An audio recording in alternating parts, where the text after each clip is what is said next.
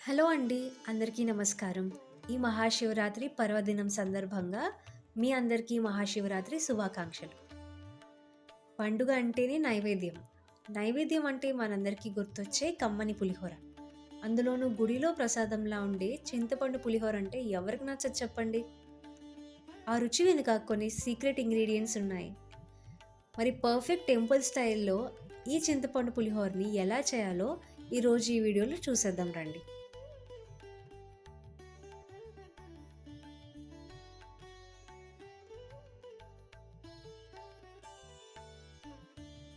ముందుగా ఈ పులిహోర కోసం కొన్ని ముఖ్యమైన పదార్థాలు ఉన్నాయండి.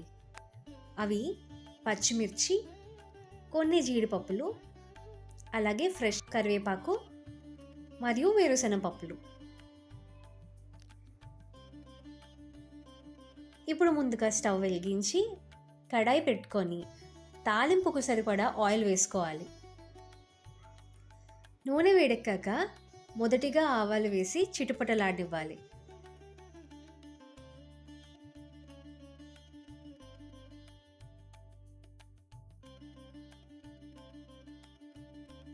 ఆ తర్వాత వేరుశెనగ పప్పులు వేసి కాస్త దోరగా వేయించాలి.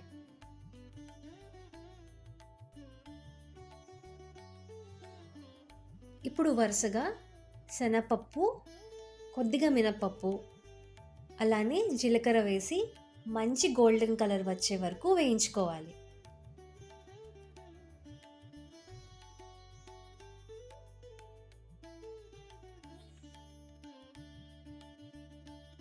ఇవి కాస్త చక్కగా వేగాక రిచ్‌నెస్ కోసం జీడిపప్పును కూడా వేసి ఫ్రై చేసుకోవాలి.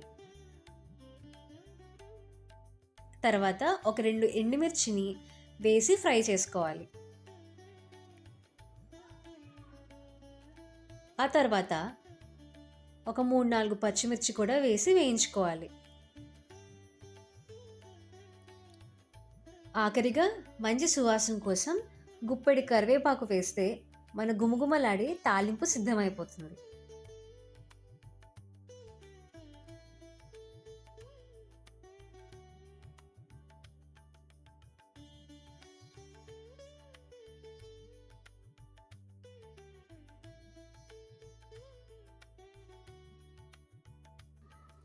ఇప్పుడు మనం వేడివేడి అన్నంలోకి మనం వేయించి పెట్టుకున్న ఈ తాలింపును వేసుకోవాలి. దీంతో పాటు మనం ముందుగానే రెడీ చేసుకున్న చింతపండు గుజ్జును కూడా వేసుకోవాలి. ఈ చింతపండు గుజ్జు తయారు చేయడం చాలా ఈజీ అండి. చింతపండు రసాన్ని తీసి అందులో రుచికి సరిపడా ఉప్పు, పసుపు మరియు ముఖ్యంగా చిన్న బెల్లం ముక్క వేసి దగ్గర పడేలాగా ఉడికించుకోవాలి. ఇప్పుడు అన్నమంతా పట్టేలాగా నిదానంగా కలుపుకోవాలి.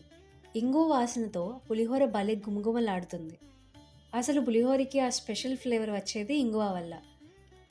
ఇది ఆరోగ్యానికి కూడా చాలా మంచిది. ఇప్పుడు ప్రతి మెతుక్కి పులుపు మరియు తాలింపు బాగా పట్టేలాగా నిదానంగా కలుపుకోవాలి. ఎంత బాగా కలిపితే పులిహోర అంత రుచిగా ఉంటుంది.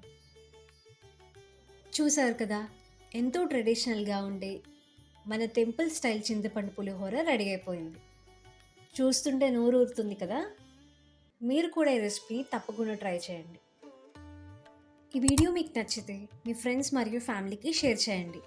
మరిన్ని టేస్టీ అండ్ ట్రెడిషనల్ రెసిపీస్ కోసం మన మై మమ్స్ మ్యాజిక్ పాట్ని ఇప్పుడే సబ్స్క్రైబ్ చేసుకోండి. మరోసారి మీ అందరికీ మహాశివరాత్రి శుభాకాంక్షలు.